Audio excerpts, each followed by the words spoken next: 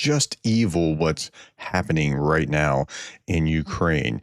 Last night, Putin sent lots of drones, not as much as the night before, but they were not as effective as shooting them down. So the night before, you saw 499 drones or missiles. It was a high watermark for the war. Like there was this article here I saw yesterday, diminishing returns for Putin's war machine as Ukraine shoots down almost 500 aerial targets in one night. Very little got through. Now, last night, Russia attacked Ukraine with 315 Shahed drones and various types of drone imitators, 2 ballistic missiles, 5 Iskander-K cruise missiles. Okay, so that's what it was, but it was a lot more damage because more got through. By the way, you can get about, Russia produces about 166 drones per day. So if you look at the number that they should be attacking with as an average, let's just say you'd have 166 per day, and then the Iskander ballistic missiles per month, they produce 60, so divided by 30, about 2 a day, like it would be an average if they're using them. Okay. Kyiv suffered one of the most powerful attacks. 7 districts of the capital were hit. And now here we're just talking about what happened in Kyiv, and we'll talk about what happened in Odessa in just a moment. 4 people got injured, including a police officer. High-rise buildings and private houses were partially destroyed and on fire. Cars and warehouses were burning. Thick black smoke rose above the city. Helicopter was used to put out fire. Remember, this is all war crimes when you're attacking civilians. High-rise building in this district, in another district, a business center, another residential building, in another gas station, in another a private house, in another a food market. And you see this billowing smoke over the city from attacking civilians, like war crimes, right? That's what this is. In Odessa, Russia struck a maternity hospital, an emergency medical station, and residential buildings. Medical facilities, a sports complex, the city zoo, and a railway station were damaged last night.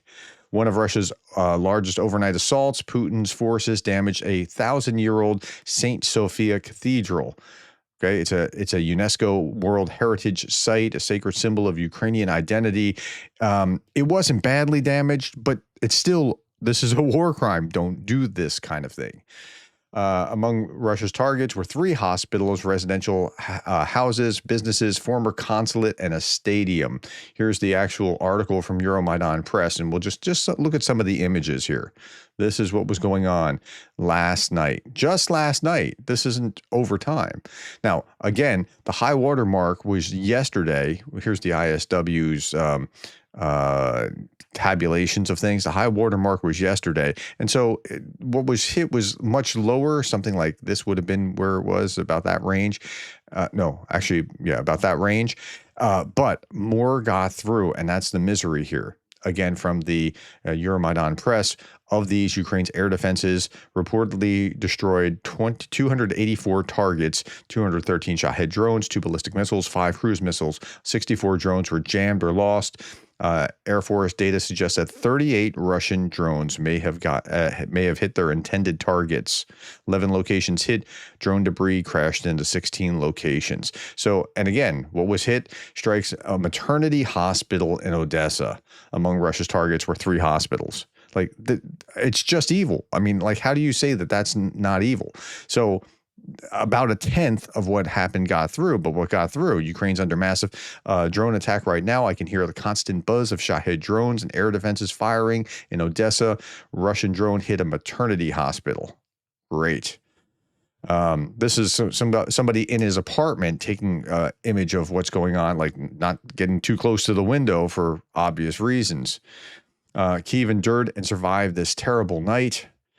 And Kyiv was attacked by hundreds. Sergei Simulin posted this one. Kyiv was attacked by hundreds of drones, several ballistic missiles last night. For many hours, air defense was working, protecting the skies with anti-air missiles, gunfire. Imagine Russia still had if Russia still had all their strategic bombers and could add hundreds of cruise missiles to this, because like that's the kind of thing that they would want to be doing.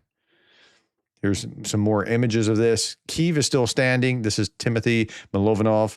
Kyiv is still standing after the largest Russian attack. Yes, it's burning. Fires are extensive. All efforts is directed toward extinguishing fires. We don't know yet how many have died and been wounded. My family's okay. I hope my friends and everyone else are okay too. But just multiply that by a city the size of Kyiv and everybody wondering how their friends and family are doing and hoping against hope that they're okay. This is the kind of evil that Russia is bringing to Ukraine. Nothing is left in the child's bedroom after a family miraculously survived a Russian attack in a residential building. Okay, let's look at this. We were hiding in the bathroom with our child when this all happened. We heard a terrible sound of an explosion and the door to our bathroom fell out. Everything was in dust. We couldn't see anything. We covered our faces with a wet towel to be able to breathe. Like, this is in their home. When I slightly moved the door to the side, I heard a sound on our floor. It was a rescuer. Wow.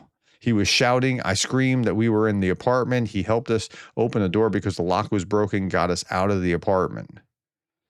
This is what they're enduring night over night. Like, this was a child's room, and this is a war crime. Okay. Last year, Portugal donated a number of out-of-service Ka-32A-11BC firefighting helicopters to Ukraine. Ukraine refurbished and returned them to flying status. And today, these Ka-32s worked to put out fires from Russia's massive overnight air raid on civilian targets in Kyiv. Yeah. And so this is the kind of thing, this is Jay in Kyiv recording what he's seeing here. Yeah. This is what now, okay, so about 10% of what Russia shot at Ukraine got through last night. So that was a lot worse. Like, yesterday was a lot worse as far as the number of missiles and drones that were attacking Ukraine. Today, it was a lot worse in the sense that more got through. So this was 10% of the damage.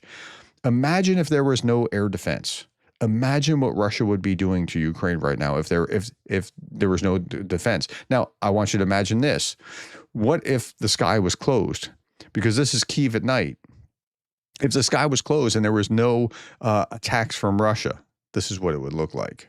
Meanwhile, this is what Russia was getting from Ukraine. Ukrainian defenders launched drones to strike military and strategic targets on the territory of the invaders, so-called Russian Federation. Tracks are approximations from Russian social media reports. This map is from Drone Bomber. A little bit more. St. Petersburg and Tatarstan, Russia, are taking significant strikes by drones, but I don't have a lot of footage of this kind of thing yet. Here's a drone that near Yelabuga, which is where the Russian Shaheeds and other drones are assembled. The Russian air defense trying to shoot this drone down missed. You saw this explosion in the sky, and it just kept tracking through. So let's see if we can recycle that, rewind that a little bit. See that cloud in the sky? They missed. Okay, Ukrainian drones target drone-producing Tatarstan in Russia. Meanwhile, Russia imposes new fines and censorship policies aiming to prevent public access to evidence contradicting official interception claims. So they're trying to keep people from taking video and releasing that or putting it on social media or that sort of thing. Now, it's going to get harder because Russia just gave North Korea the blueprint for Iran's long-range drones. Ukrainian intelligence chief Budanov just confirmed that Pyongyang will soon make its own Shaheeds with Moscow's full backing. So Russia got Shaheeds from Iran, and now it's transporting it to the blueprints over to North Korea, so North Korea can produce it. So it'll be harder to stop the flow of it when it's in North Korea. The Russian Ministry of Defense claimed that 102 Ukrainian drones were allegedly shot down. There were drones over Tatarstan, explosions over at Tver, and drones flying in Saratov last night. Okay, let's look at what happened otherwise, night over night, battlefield related. 960 Russians off the battlefield. This number, we're 2 days away from 1 million. We're 2 days past 1,200 days of the war, of the 3-day war in Ukraine. That means there's 400 3-day wars 401 now, 3-day wars in Ukraine, right?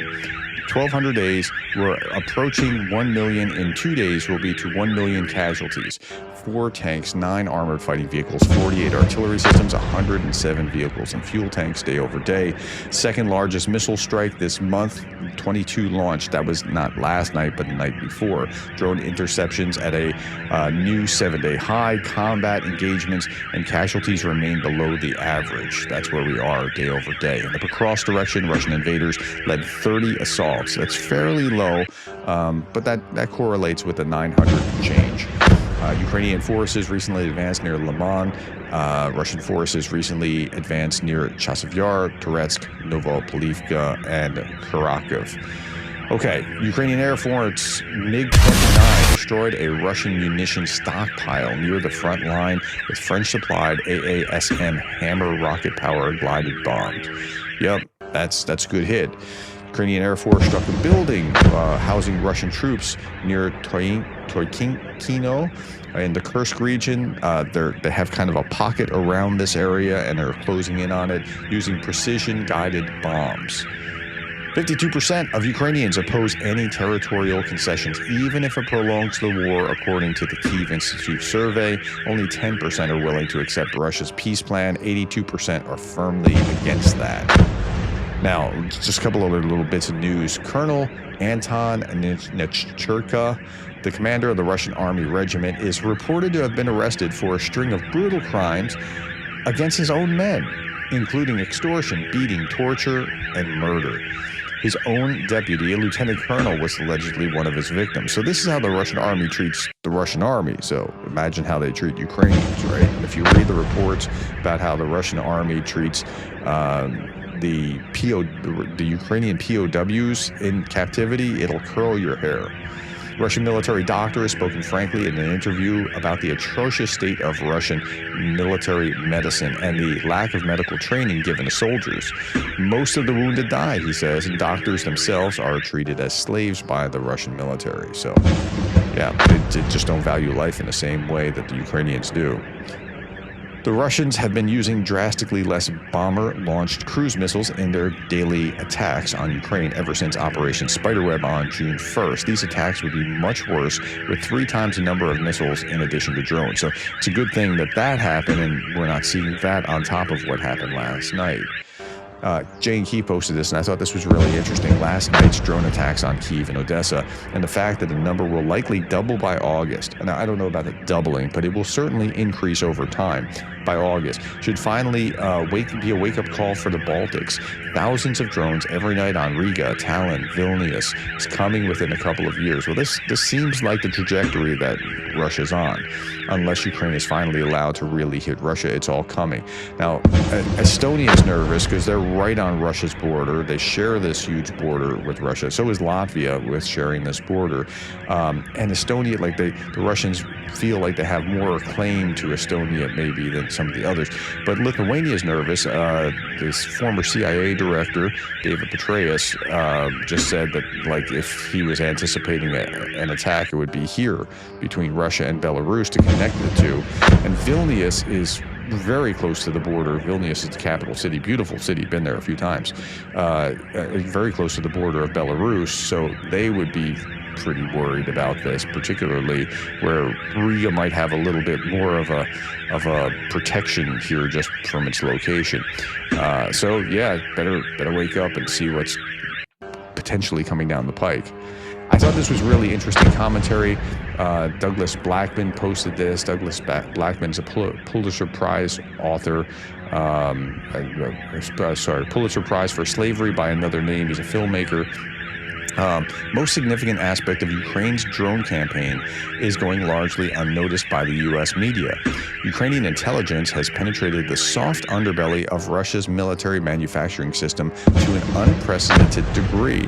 They have been identified vulnerable targets everywhere. Well, why could they do that? Well, And for the very reason that Ukraine was so long held under the Russian boot, Russian-speaking Ukrainians with Russian relatives and histories can engage in casual espionage and devastating level that no great power has ever previously experienced. Yeah, I mean, they can just slip in or get information from their friends and family back in Russia or whatever. Like, it's really easy for them to be able to be in Russia, and Russia's so large, it would be hard to contain it all. Okay, last little bit, and we'll leave you with this. A son visits his father's local memorial to tell him that he's just graduated from sixth grade. I want to leave you with this image because this is what is going on in Ukraine. This is what the Russians have brought to Ukraine.